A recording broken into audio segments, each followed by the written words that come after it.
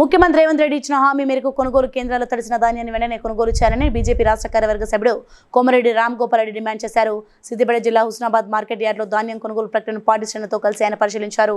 అన్ని సౌకర్యాలు ఉన్నా మార్కెట్ యార్డ్లోని అకాల వర్షాలకు ధాన్యం తడిచి కొట్టుకుపోయిన పరిస్థితి నెలకొందని, ఇక సౌకర్యాలు లేని ఐకేపీ ఇతర ధాన్యం కొనుగోలు కేంద్రాల్లో పరిస్థితి దారుణంగా ఉందని వాపోయారు.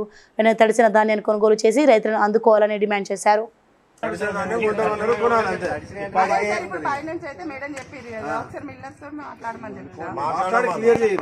ఇక్కడ అన్ని సౌకర్యాలు ఉన్నటువంటి మార్కెట్ యార్డ్లోనే వరి ధాన్యం తీవ్రంగా తడిసి మొలకలెత్తి రకరకాల పద్ధతుల్లో మరి నష్టం జరిగింది.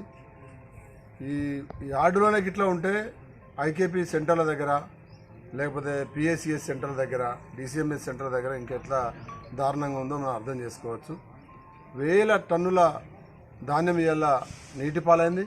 ఆ అక్క చెప్తుంది నీళ్ళకు కొట్టుకుపోయిందండి, వరి ధాన్యం కొట్టుకుపోయిందని చెప్తుంది.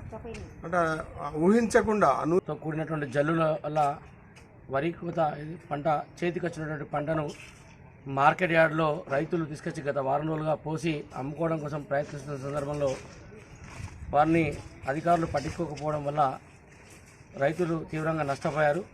నష్టపోయినటువంటి రైతులను ఈరోజు ఆదుకోవాలని చెప్పి భారతీయ జనతా పార్టీ హుస్నాబాద్ పట్టణ శాఖ అలాగే రూరల్ మండల శాఖ పక్షాన రైతులను పరామర్శించడం కోసం శ్రీ కోమటిరెడ్డి రామ్ గోపాల్ రావడం గత 2-3 రోజులుగా తడుస్తూ ఎండుతూ ఉన్నాయి.